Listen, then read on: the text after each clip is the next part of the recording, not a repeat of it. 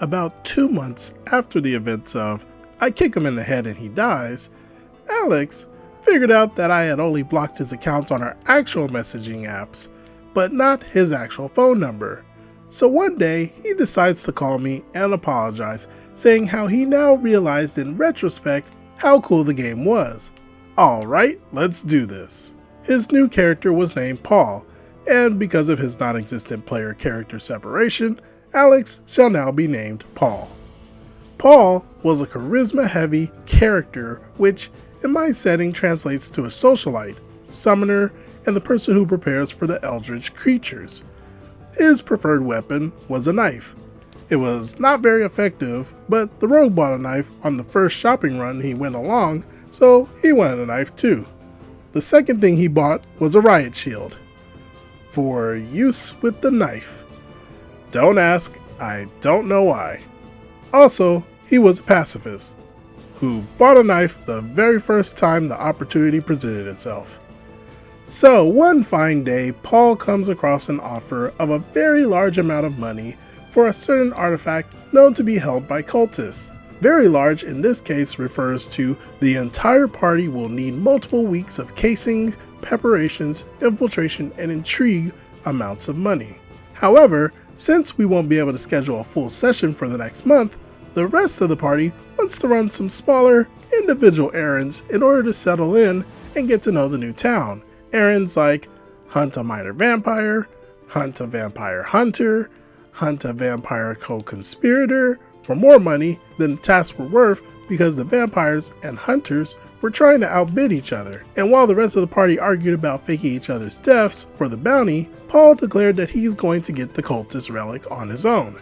I am not one to stop a player from doing something stupid if they know it's stupid, especially if they'd only get annoyed by my help. Paul's employer gives him some stolen cultist robes and an invitation to a meeting of initiates 2 days hence. I plan to telegraph danger as much as possible and hope that it's enough. If not, then I hope he'll learn a lesson. But if he fails to even do that, we'll see. The day before the meeting, Paul decides to check out the address. You arrive at a manor with a large garden around it. There is a tall metal fence surrounding it, and just beyond that, very tall bushes grow. They're lush green, not dulled by the bitter cold. They seem to be placed deliberately to block the sight of curious eyes. But you can make out a frozen lake in the garden, glowing in an unsettling blue.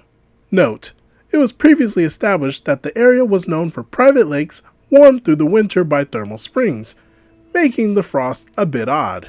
Also, the boss the party fought the week before was an abomination underneath the ice that glowed in an unsettling blue and grew twisted spawns from any cut limbs or lost flesh. The party couldn't even defeat it, but could only bend it in service of a certain blood mage, who was known for selling bits and pieces of any living being he could get his hands on. Paul hears a rattling at the cast iron gate as it swings open. He goes to see who comes out. An old man in gardening attire walks out and beckons Paul. "Do you need something?" he asks. There's a sharpness to his eyes that seems to belong to a far younger man. "Excuse me, I was just admiring this beautiful garden." The old man smiles, but it doesn't reach his eyes. "It is the work of my life and my family, a living monument of history. If I could introduce myself, my name is Simon Tessisu. Yours?" "I am the keeper of this garden and this home. My name, the name of the home, the difference is negligible." "Who lives here, if I might ask?" "Finnish noble name, and his family." "Is he home?" "What he does, and where he is not for you to know." "What's your problem?" "Lower folk like you think that my lord needs to answer to them. That is my problem." So Paul decides to go away and come back at night. He climbs the fence and looks around.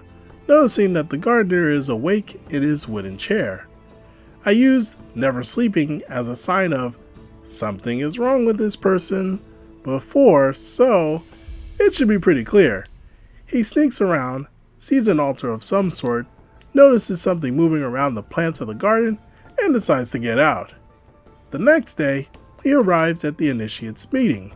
There is one prevailing question the cultists standing before the gates ask each other. Have you seen the yellow sign? Hastur intensifies. Paul tells me he's a bit nervous, but goes with them into the garden, where a speaker greets them.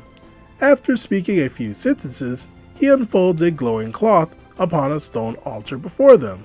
Paul notices a yellow light coming from it as everyone else stares at the yellow sign, transfixed and hypnotized. What exactly does it look like? Willpower was rolled several times. Paul managed to tear his gaze free, though his willpower was severely drained. He decided to look just past it to not be noticed and succeeded the willpower roll for it. The sign was rolled up and put in a box, which Paul recognized as the box which contained whatever he was supposed to steal. Usually, people ask around about that kind of stuff, but Paul was never one for that. The first speaker starts walking away, and another speaker arrives to ask the initiates about their very psychedelically emotional experiences with the yellow sign. Man, how can Paul steal the box now? It will take a lot of time. In all likelihood, it will take weeks. I will allow that. You can take risks if you want to try to get it earlier, but take note, risks are risky. Paul wants to steal the box today. The first speaker is walking by the pond right now. Paul stands up and runs to the guy. What is he trying to do?